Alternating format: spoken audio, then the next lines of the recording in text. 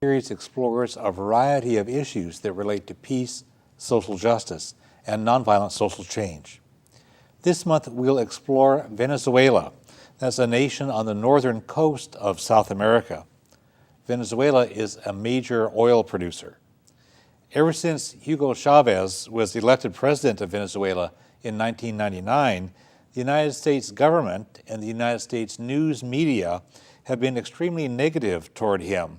They've done a lot to destabilize Venezuela's government and to overthrow the freely elected government of Venezuela. During this hour, we'll look at what's going on, why they're doing that. We'll find out why the U.S. power structure opposes Hugo Chavez. We'll separate fact from fiction, and we'll catch up on recent events, including the elections in 2006 and 2007. And we have two guests who are well informed and will share their knowledge and their insights with us. I'm happy to welcome Anne Fischel. She's a documentary filmmaker. She teaches media and community studies at the Evergreen State College in Olympia. She gained a lot of firsthand experience in Venezuela in the summer of 2006. Anne Fischel and Peter Bomer will teach a course about Venezuela at Evergreen during the 2008-2009 school year. And the course will include the opportunity to actually travel to Venezuela. Good to have you here, Anne. Thanks, it's nice to be here. And we also have John Regan, who's a local business person with strong interest in alternative economics, alternative economic development for places like Venezuela. He has extensive experience in El Salvador and has made several trips to Venezuela, including most recently in March of 2007. John was a guest on the Olympia FOR's TV program about Venezuela in December 2005, and it's good to have you back again, John. Thanks. Good to be here. So let's see if we can get ourselves grounded just so we know what's the history of this place going back to colonial times. Well, I think one of the first things that I was struck with in visiting Venezuela was that virtually every town center had a plaza called Plaza Bolivar. And I think that the place to look at, to begin to look at the history of Venezuela is Simón Bolívar, known as El Liberador, who led the battle against Spain for the liberation of much of South America, including Colombia, Peru, Ecuador, and Venezuela. And that was like early 1800s, 1820s or something? Through the 1825, 1830. Yeah. And Simón Bolívar had this dream of a united South America. And prior to his death, those countries were united into a nation called Gran Colombia, or Great Colombia. And his thought was that this larger nation would be able to balance out the power of the United States, and that South America would rise in importance in the world.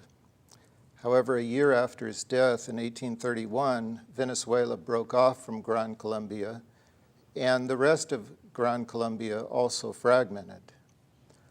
Venezuela's history is one of an agricultural country with large landowners during most of the 19th and early 20th century.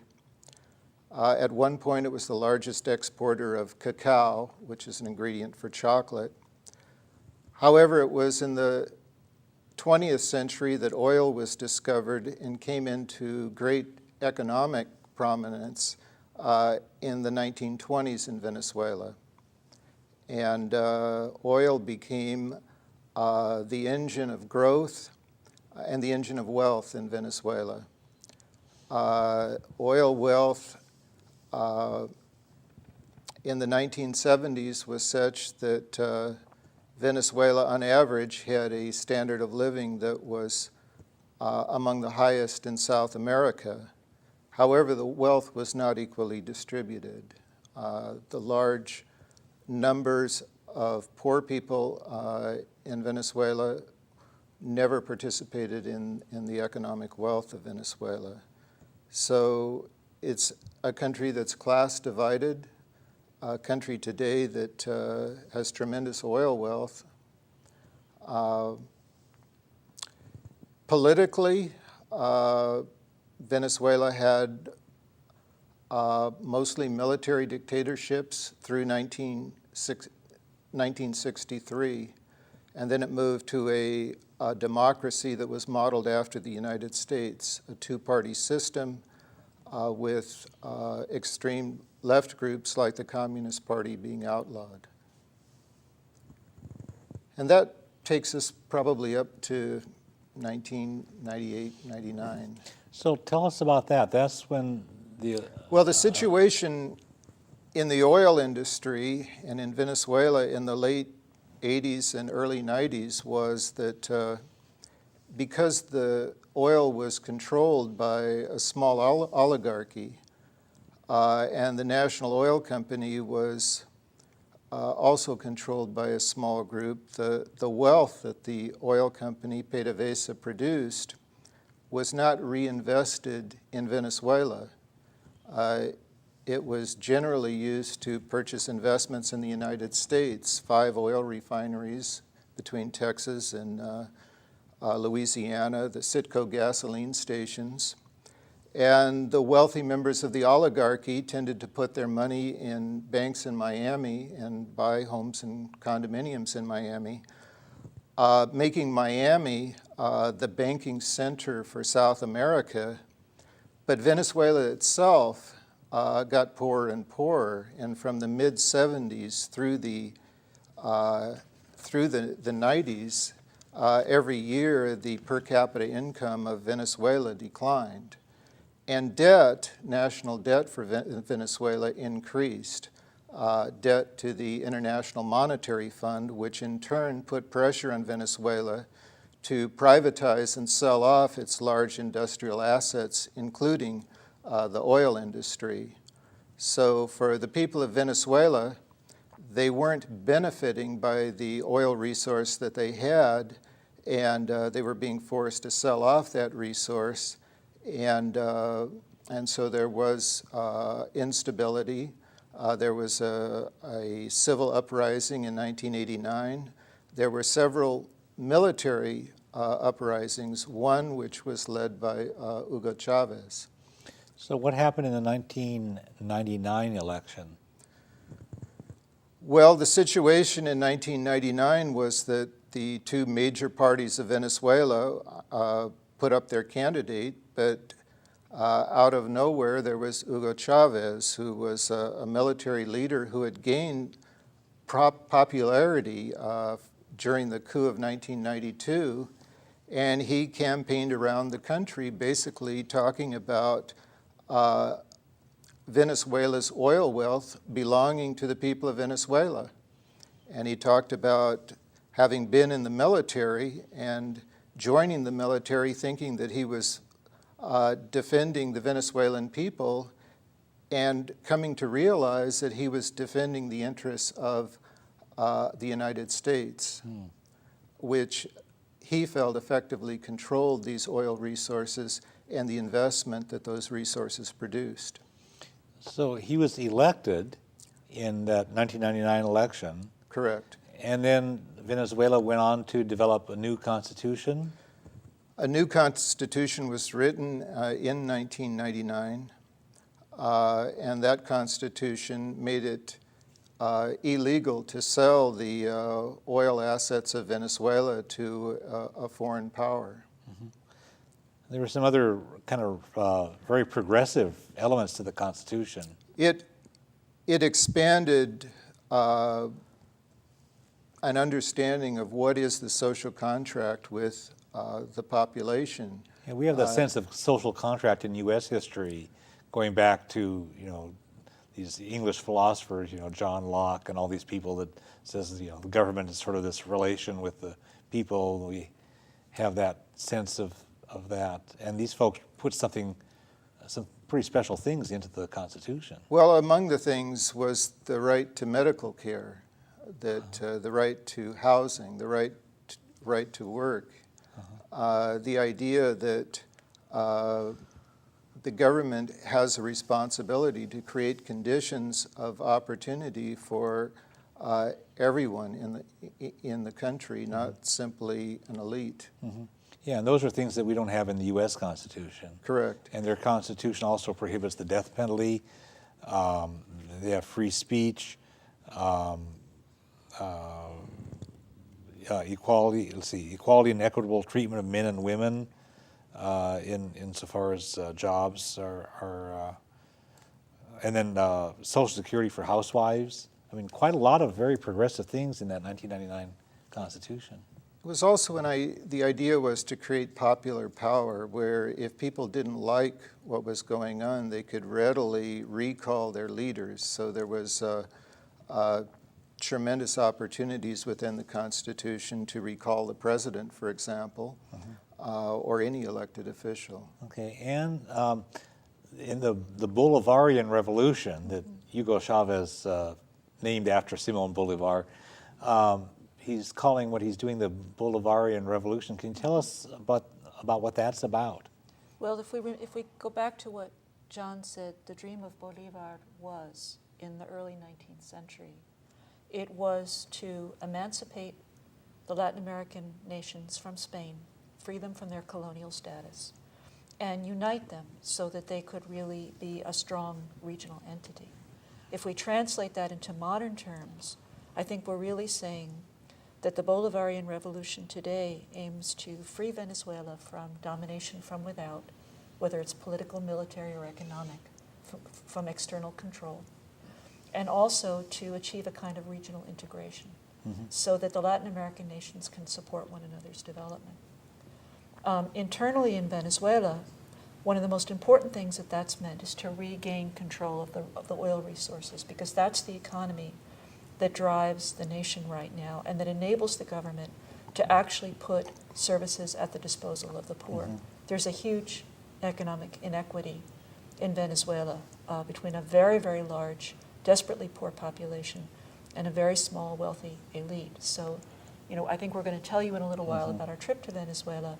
If you go to Venezuela, you can see that a lot of people live in colonias, neighborhoods, that are sort of built on the side of hillsides, in shacks, without running water, without electricity, without proper sanitation or sewage. Then you can go to neighborhoods that are like vast golf courses with locked gates in front of them, and that will belong to one family. So there's enormous wealth and incredible poverty in Venezuela, and for the government to have gained control of the oil resources and redirected them has been really important to the Bolivarian Revolution. And the primary form that's taken has been what they call the misiones, the missions. Yeah. Well, tell us about the missions. The misiones, the missions are, I can talk about a few of them specifically. Yeah. So, for instance, John mentioned that the Constitution now guarantees health care to people. That's a right. It's not something that you get if you can afford to have health insurance. It's a right that you're entitled to as a citizen of the nation. And so one of the Misión Adentro, establishes neighborhood clinics throughout Venezuela so that people can go at any time of the day or night to a clinic if they're sick, if they have a crisis, a physical emergency, and they can get treatment. Some of the doctors in those clinics are Cuban doctors. Cuba has a surplus of doctors. There was Chavez has offered subsidized oil to Cuba in exchange for the medical services provided by the doctors. And we were told by people about emergencies that happen in the middle of the night. We did a little Spanish study in one of the cities in Venezuela, Mérida, and one of our teachers had a young child who woke up in the middle of the night with a raging fever. They were really frightened, picked the child up in their arms, walked down the street to the neighborhood clinic. The doctor came out and helped the child. Some of the misiones are directed at alleviating adult illiteracy in the country, really working at helping adults develop literacy skills. There are also misiones to provide subsidized access to foodstuffs or other goods that people might need. When we were preparing for the program and talking on the phone, one of you told me about a large warehouse that's sort of a cooperative. It's Mercal. In 2002, there was a shutdown of much of the major industry and commercial business in Venezuela. It was an attempt by the oligarchy to force President Hugo Chavez to withdraw from office. And the question was how to get food in the first place, and then how to get food to the people, because imports from the United States, which Venezuela was heavily dependent on, was cut. Anyway, Brazil, Colombia, Cuba, and other nations came to Venezuela's support and sold foodstuffs to Venezuela. But Venezuela needed to transport the food, and they used the army to do that.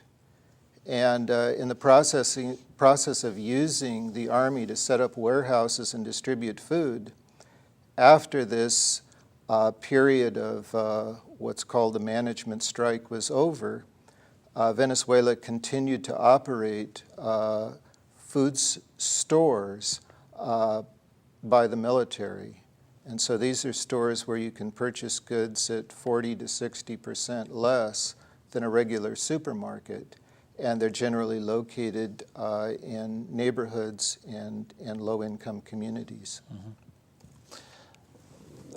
If you look at what the U.S. politicians and the U.S. mainstream news media keep putting out, they keep criticizing Venezuela as being not a democracy, that Hugo Chavez is this tyrant and all that kind of stuff. And what's your sense of things? Well, first of all, as far as being a democracy, there have been, I think, at last count, 11 elections since Hugo Chavez was elected president in 1999. And most, if not all of those elections have had international observers from the European Union in virtually all elections, and from the Carter Center in many elections. And all observation conclusions have been that the electoral process has been democratic and completely transparent. When I was reading up to prepare for the show, I saw that they have 5 branches of government. Besides, we have the 3 here, but one of their extra branches is a separate branch that runs the electoral processes. So it's independent of the politics. Right. And it has scholars and other people who are outside of the political process. Whereas here, your county auditor runs as a political party member, and the state auditor, or the state secretary of state that runs the elections runs as a political partisan, which just seems like an inherent conflict of interest. And in Venezuela, it's a separate branch that's not partisan. Right. What a nice way to do it. I think also, I mean, when we talk about democracy here, we're talking about elections. Our measure of democracy is that people get to vote. I think we know right now through our last two presidential elections that voting doesn't work so well for us. But that's the definition of democracy, that people get to vote and select their leadership. You asked me before about the notion of the Bolivarian Revolution and the Bolivarian democracy. It's to build a basis for popular participation on every level of decision making. And so people are not just casting votes. They're educating themselves. They're talking to one another about the issues that they see in their own communities, in their region, in the nation. They're informing themselves. They're organizing themselves. They're making decisions. And with the new government structures that are in place, they're able to implement their decisions with government support. So it's a level of activity, of popular activity and political activity and decision making that honestly I think we don't see a lot here. Yeah, you think of like in Olympia, they have a lot of neighborhood associations, Right. but they don't have real clout. Right. But my impression in Venezuela is they're trying to develop local grassroots entities that actually would have some political clout. Right. So you can imagine for those watching the show who live in Olympia, you know, suppose your neighborhood association was a place that actually could make things happen. I think in Venezuela they're called communal councils, and you need a certain number of households to band together, and there's a constituent assembly that kind of oversees what you're doing. But you would do a kind of an evaluation of your neighborhood, and you would say, well, this corner needs a street light. We need sewage systems. This wall is falling down and it's dangerous. The kids have no place to play, whatever it is. Yeah. And then instead of having to then go to your city council and say, please, we want to alert you about this problem, and would you please consider in your next budget allocating money, you work directly with your own representatives. Yeah, it seems like a much more profound sense of what democracy is. Yeah. And I also appreciated that, you know, they pushed a lot on literacy, and you mentioned that. And once you have completed the literacy program, you learn how to read, they give you a copy of the Constitution. You know, what a cool thing that is. And I think when people are able to achieve literacy, that's what really enables someone to feel empowered to enter the political process. Because they can read the Constitution, they can read a newspaper, they can evaluate a debate. It's very empowering for people. How would you describe freedom of press? There's a lot of bad mouthing and a lot of distorting, based on what I've read in mainstream news media here.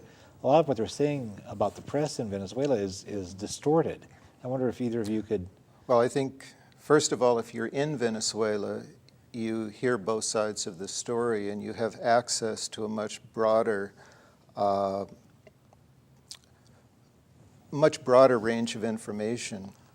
Here in the United States, most of the news stories that we get on Venezuela are either from a television station called Globovision, or they're from a newspaper called El Universal or El Nacional.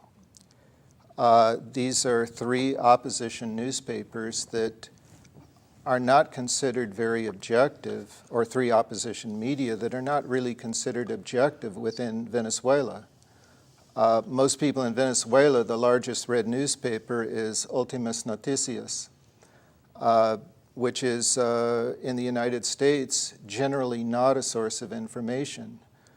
So You mean the U.S. news media don't rely on that?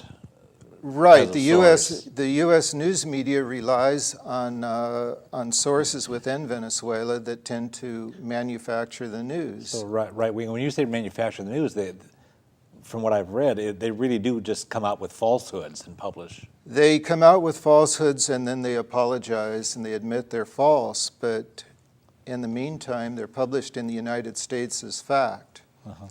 Or there's two events that take place that they tie together and imply, for example, that in November that anti-Chavez demonstrators were fired on.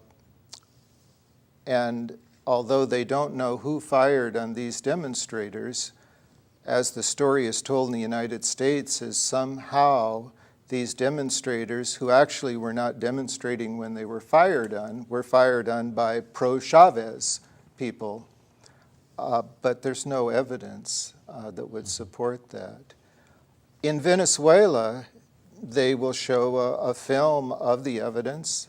In this case, it was film which was shown on CNN here from Global Vision, and they analyzed the film, and they try to figure out, what really took place, and you get a different side of the story.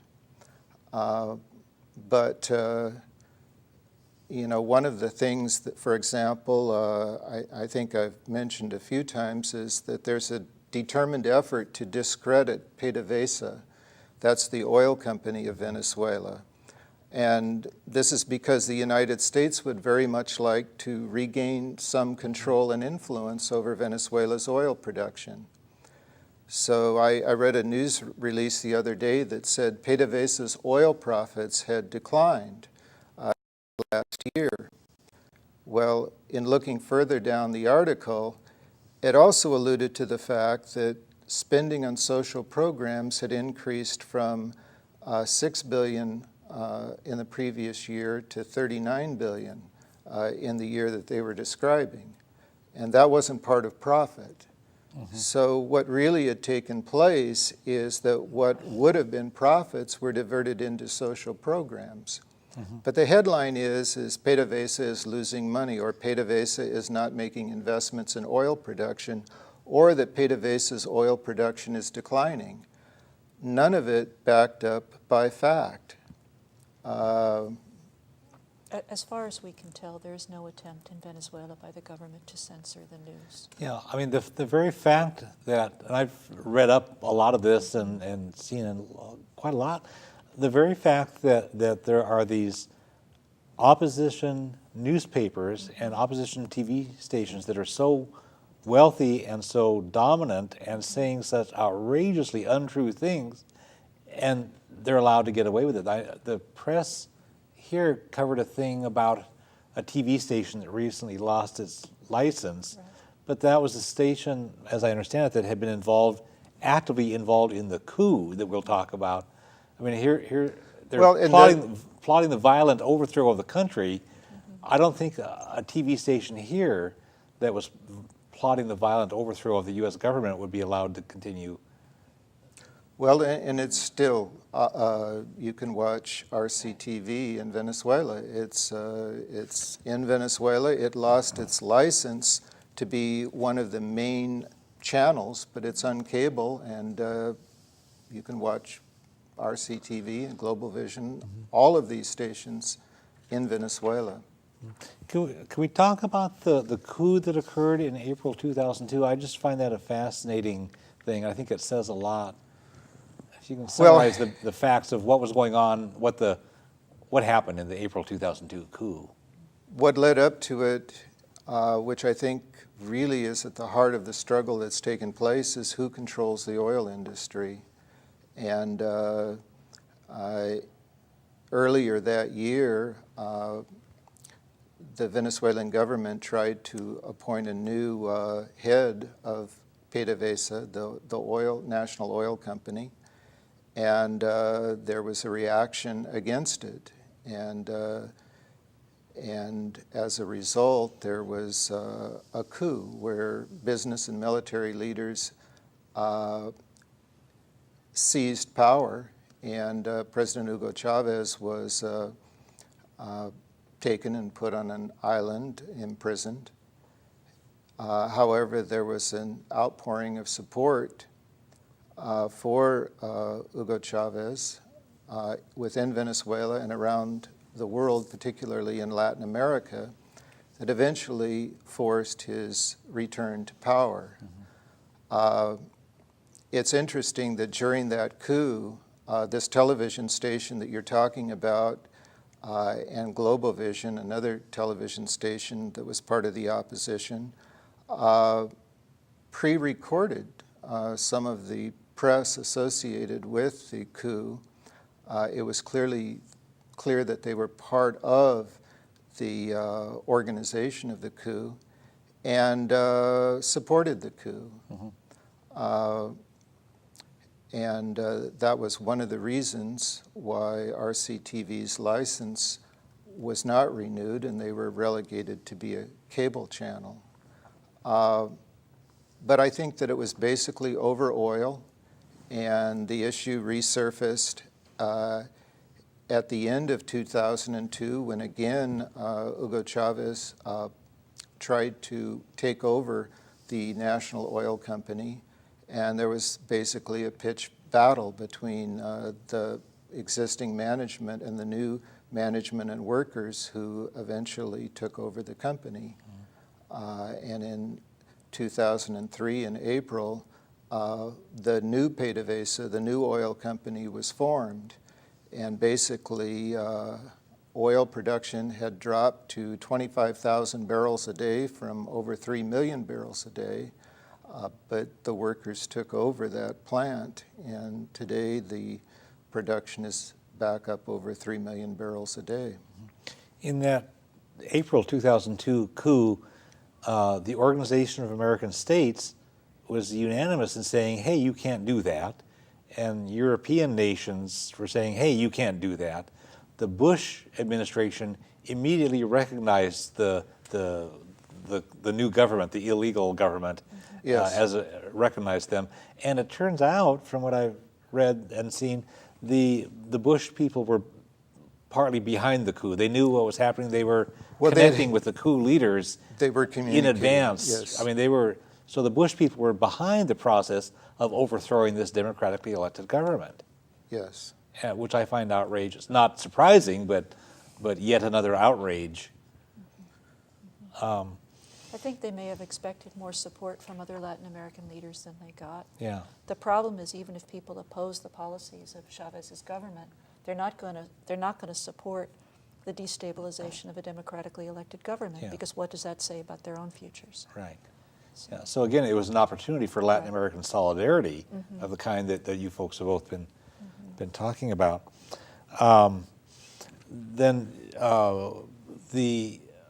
Tell us about the interesting documentary that was made at that time.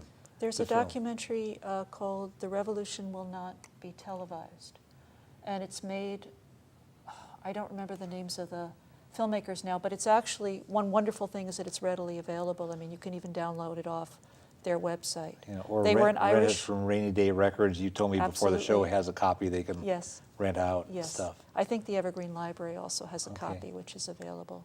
But this was an Irish documentary film team which happened to be there when the coup began. One of the filmmakers was inside the presidential palace, the other one was out in the streets.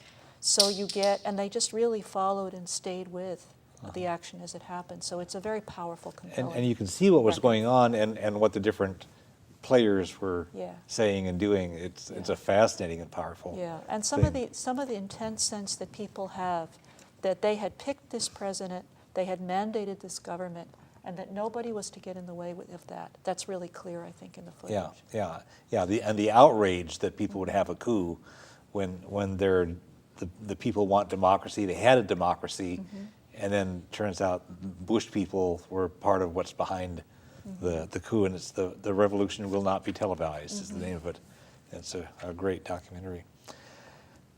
One of the things that was interesting in their constitution is that they allow a recall election, which they call a referendum, we would call a recall, to occur during the midst of a term. And the presidential term there is 7 years, so partway through, if you get, what is it, 15% of the I think it's 15. people as signatures on a petition, they can force an election. Tell us about the August 2004 recall election, which they call a referendum. Well, the coup didn't work, so then the oligarchy, and certainly with the support of the United States, a referendum was organized. The United States channeled money through the National Endowment for Democracy, the NED, to an organization called Sumate, or Sumate. There was also money channeled through the American Federation of Labor's Solidarity Center to the unions, one of the unions in Venezuela. And the recall election was organized by the opposition. They got debatably a sufficient number of signatures. In any event, it was ultimately approved. And in August of 2004, there was a recall election. And the recall election again confirmed Hugo Chavez as president of Venezuela. After that, the strategy of Sumite was to boycott elections. And in the election of December 2005, which was primarily elections for the National Assembly, Sumite, again financed by our tax dollars, advocated boycott of the election, and so most of those elected to office were from the MVR, which is the party that supported Hugo Chavez, and the National Assembly came under virtually total control of parties that supported Hugo Chavez. If the United States supports the notion of democracy, why are we pumping like $1 million of U.S. money into some other country's campaign funding? Well, I think in this election in December 2nd of 2007, the United States pumped $7 million into that election alone. Recent studies said that there are 300 organizations in Venezuela receiving funding from the United States government. These are ostensibly democracy-building organizations. They are community organizations, political organizations, but they are directed at creating influence for the United States. What do you suppose Americans would think if it turned out that, say, China, for example, was funding, pumping millions of dollars into a political party in the U.S. or one side of a ballot issue in the U.S.? I mean, how do you think Americans would react? We've had a couple of scandals where non-citizens were accused of bringing money into campaigns, haven't we? Yeah, I think one of the Clintons' campaigns at one point. Yeah, but this would be like if coming from a government itself, and those were from wealthy people who may not have been citizens. But the United States has laws against foreign governments financing political activities in the United States. For some reason, when other countries object to the United States financing political activities in their countries, we claim that they're undemocratic. And so it's kind of strange, but we have the notion that other countries shouldn't meddle in our affairs, but we have every right to meddle in the affairs of other countries.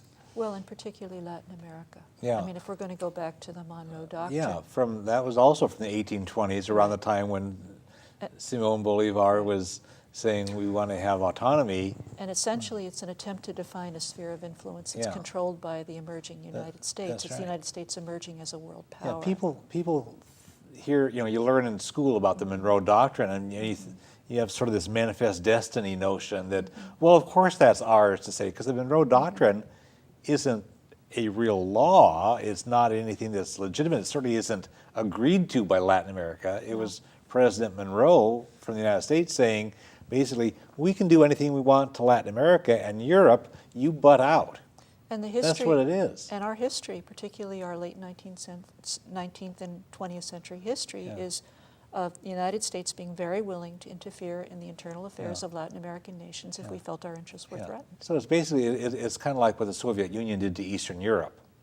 It says, this is our sphere of influence, we can do anything we want, and everybody else butt out, and that's ours to mess with. And that's basically what we did to Latin America back in the 1820s with the Monroe Doctrine.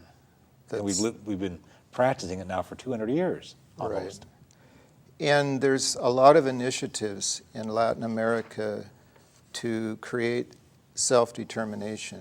One of those initiatives is creating a Banco del Sur, which is a bank for South America, and it's an alternative to the International Monetary Fund or the World Bank. and it's made up of Brazil, Argentina, Venezuela, and several other countries in South America. There's part of the move that's taking place in South America is to create organizations, treaties that integrate South America economically so that they can be a force not only in dealing with the United States but with the rest of the world. And Hugo Chavez calls this a multipolar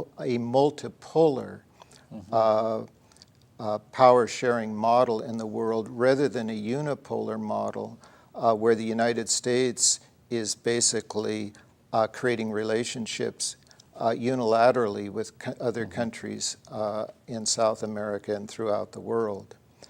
And this multipolar model is central to the program of the government of Venezuela in creating a balance between the power exerted by the United States and South America. Yeah. Let's talk for just a bit about the 2006 election. Chavez was elected in 1999 and survived the coup attempt and other perils along the way and needed to run for re-election in 2006. Both of you were in Venezuela in the summer of 2006, just as their election season was starting. Tell us what you saw and experienced and learned. Well, the most important thing, I think, for someone who has not been to Venezuela is to understand the enormous optimism that's present in the country. And so everywhere you go, people are excited about the political experiment that's taking place. They call it el proceso, the process. It's not a model that's fixed, that's been imposed, that somehow has already completed itself. It's something that's evolving. They see themselves as an integral part of it. They see their president as an integral part of it. And so people will go back and forth. People may tell you that they love Hugo Chavez, or they may tell you that they're critical of Hugo Chavez. But basically what they support is the direction in which he's taking the country. And so everywhere we went, if you come humble and you say, we want to learn, people will say, what's going on here is very important. We know it's very important. We know it's very difficult for you to get information about it in the United States. We want you to understand it. And then they'll show you what it is they're doing that they feel good about. So we went in Caracas, to 2 television stations. We talked a little bit before about media. And we went to Katia TV and also to Vive TV. And Katia TV is a community-based station. Their motto is, don't watch television, make it. And Wow. they train. So it's like TCTV's exactly. motto, practically. I mean, there's a sense of TCTV, Yes. Be the media. Exactly. And so they are a kind of a TCTV, although on a larger scale. And so they bring in these local, young community production teams, and they train them, and they give them equipment, and they send them back out to their neighborhoods, to their communities, and they say, document what's important and bring it back to us, because we need to see the real face of Venezuela, and we know it's diverse and complex, and that everybody is not going to look like a movie star, and that everything is, so let us see what people are really working on and building in their neighborhoods. And then Vive TV is a government-sponsored station which supports the work of the community-based television stations and gathers this material. So it was very exciting to see that. We also went to Barquisimeto, which is kind of an industrial center of the country, and spent a couple of days with a cooperative called Seco Se Sola. John has actually visited them twice. I visited them once. They're actually an umbrella of cooperatives, and this didn't begin when Chavez became president. This cooperative has been in existence about 30 years, although they've grown and changed and evolved their sense of what it means to be working cooperatively. So the cooperatives are an economic structure which the government is supporting. If you want an alternative to a privately owned business, you can create a cooperative with a couple of other people, and the government will give you business training, they'll teach you accounting, they'll give you credits for startups, they'll even help you buy a business that's in trouble so that you can restructure it. Seco Se Sola is a giant cooperative. Their main enterprise is a giant what they call a food fair. It's essentially a giant food warehouse that they open up 3 days a week. And they sell low-cost produce, vegetables, fruits. They also sell some organic things and other stuff. And they sell it by the pound. So people can come in, low-income folks can come in and buy what they need. And what they sell are from cooperatively owned farms and bakeries. So it's an umbrella group that probably entails several thousand people. What were the main issues in the 2006 election? Well, initially, the two main candidates were Manuel Rosales and Hugo Chavez. And initially, Rosales basically said that Hugo Chavez was not effective as a leader and that social problems within the country, crime and corruption, were on the rise. And however, very soon after initiating the campaign, Manuel Rosales came out with a whole new program, and it was called Mi Negra. And it basically was the idea that everyone would have a little black book that would show the portion of profit from PDVSA oil production that would be distributed to each family within the country. And basically what Manuel Rosales ended up telling Venezuela in his campaign is that the people of Venezuela should all share in the oil profits of Venezuela, and every family should receive a check for food and for general spending money. And it amounted to, according to his campaign, about $400 or $500 a month, which is a lot of money in a nation where the minimum wage is around $250 a month. So it looked like a real opportunity for the people of Venezuela to simply take a check every month rather than social programs, educational programs, medical care programs, infrastructure programs that were being developed by the existing government. So it was really an election where the voter chose between individual choice, I get a check every month, or a choice for developing infrastructure, education, medical care, housing on a social basis. And the election ended up with Hugo Chavez receiving 63% of the vote and Manuel Rosales receiving around 30% of the vote. Well, that's a huge vote of confidence in Chavez, because I can imagine the pressure must have been intense to just, cash out the social programs, take the money and run. Exactly. Because in this country, that there'd be a lot of people saying just take the money. But for the people there, it's a vote of confidence that Chavez has been actually delivering, and they're getting more than their money's worth. That's right. It's a clear example of, frankly, I think it's an example of the failure of the United States to understand Venezuela. Yeah. I think we played a role in the Rosales campaign, and in doing so, we thought that if we offered the Venezuelans money, that they would vote in a way that we supported. Mm-hmm. I think it's a vote of confidence in the Bolivarian Revolution, regardless of who's at the helm. Yeah. Because I think it's important that we place it that way. People feel that they're contributing to this process also. Yeah, it's the process that you told us about a moment ago. It's the process, the process, and not just cashing out the programs. Well, it's the process, it's not just the president. Yeah, right. Yeah, so it's not just him, but it's,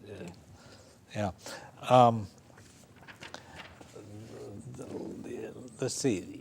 On December 2 of 2007, there was an election about some constitutional changes, and I was frustrated that the U.S. news media that I kept reading consistently distorted what that was about. Can you tell us? I mean, they kept saying it was a power grab and it was a thing to make Chavez president for life, but when I actually read up on it, that's not what it was about. And the U.S. news media were just flat out wrong and consistently wrong. And it really irritated me because they should have known better. Right. All we heard in our press was that this was President Chavez grabbing for power and that it would make him president for life. Yeah. Which of course it didn't do. However, the initiative had 69 articles. It was very long, it was very complicated. It included such things as how we define property in property as or an economic entity. So it allowed for social ownership, government ownership, private ownership, or corporate ownership. Here in the United States, either something is a business entity is either or an economic entity is owned by the government, or it's owned by a business. There is no community ownership or common ownership or communal ownership. So part of this initiative was to create this new form of ownership, because as Venezuela goes forward, much of what they look at are economic entities that are controlled jointly by the government and the workers, or the government, workers, and some existing private business. So there are these partnerships between these three entities, and the constitutional amendment talked about these three entities. There were other parts ranging from equality of the sexes to how political entities were organized. It had some strengthening of Social Security. It had Social like you say, it was Security, 69 different right, parts to this thing. The informal sector of the economy, there's people that are not currently working for wages but do have income would be covered by Social Security. The labor week would be reduced from, I think, over 40 hours to 36 hours. Yeah. There were many, many provisions in the constitutional amendments. And from what I understand, it was just so complex that there were so many parts to it that it was kind of overwhelming. And if somebody said, well, I'm not so sure about this part, I better not vote for it, there was some of that, and then some abstentions for other reasons. Right. I think you have to remember that the bulk of the media in Venezuela, contrary to what we hear here, the bulk of the media is run by the opposition. Yeah, and the opposition over and over again told the Venezuelan people that passage of these amendments would lead to their losing their homes. Yeah. That it was the abolition of private property, and that meant that no one would be able to own their own home. And of course that was not true, but that's what the right wing, the rich, the elites were putting out. Right, and they did it in a very persuasive way. Yeah. There were many reasons, but that was certainly a significant one. Yeah. But what Chavez said when he came out to concede, because that's essentially what he did, he had to concede that his proposals would not pass. Yeah. He said, this is a credit to the legitimacy and credibility of our democratic institutions. That's right. He said, in the past, someone would always have said, who cheated? Where's the corruption? Yeah. And now we accept. That's right. Yeah, and if he were really a tyrant like the U.S. news media and the U.S. government say, he would have done something shady on this. But he came out and said, okay, well, we lost. Okay. We lost for now, he says. And so they'll see what else they can do. We're running a bit tight on time. I want to see, you've got a class coming up that you'll be teaching in the 2008-2009 academic year at the Evergreen State College in Olympia. Tell us about that. Well, it's called Venezuela, Building Economic and Social Justice. And I'm teaching it with Pete Boehmer, whose area of specialization is political economy. And we're really looking at Venezuela as a leader in a movement that's taking place throughout the continent. So again, to return to that notion of Bolivar, there are ways in which Latin American nations now are beginning to explore new political and economic models which bring more democracy, which redistribute wealth, which take back control of resources. And in many ways, Venezuela is fueling that and igniting that fervor within the country. So, we could be looking at Bolivia, we could be looking at Argentina, we could be looking at other nations. But the center of it really seems to be in Venezuela right now. So we believe that we will learn a great deal about democracy from studying about Venezuela and about the history of Latin America, looking at the U.S.'s own history of foreign policy, and really trying to develop a sense of alternative models that different nations are using. And that will be our fall quarter. And then in January, we will go to Venezuela.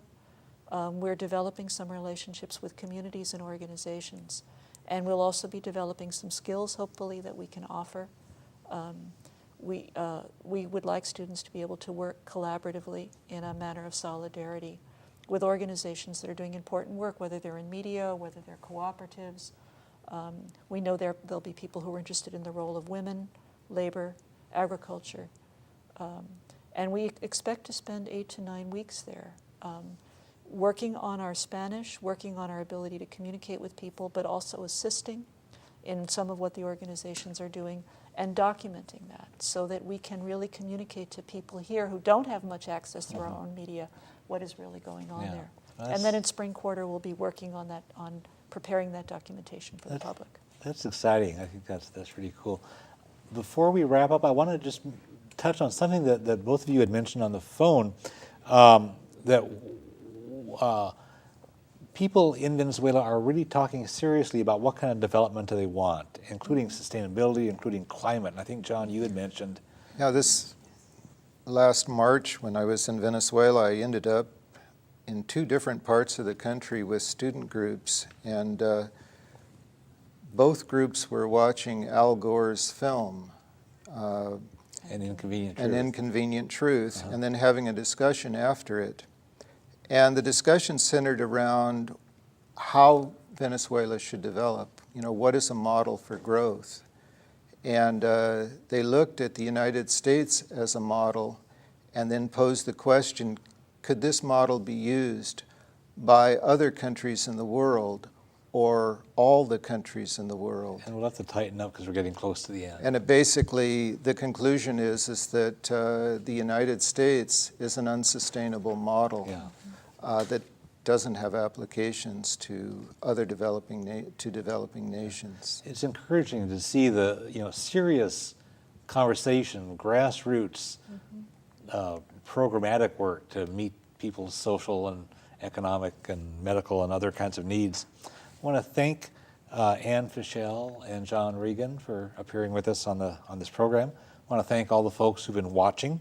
For information about a variety of issues that relate to peace, social justice, and nonviolence, you can contact the Olympia Fellowship of Reconciliation at area code 360-491-9093. You can visit our website, www.olyfor.org. We're all one human family. We all share one planet. We can make the world a better place, but we all have to do our part. And the world needs exactly what you have to offer. Thanks.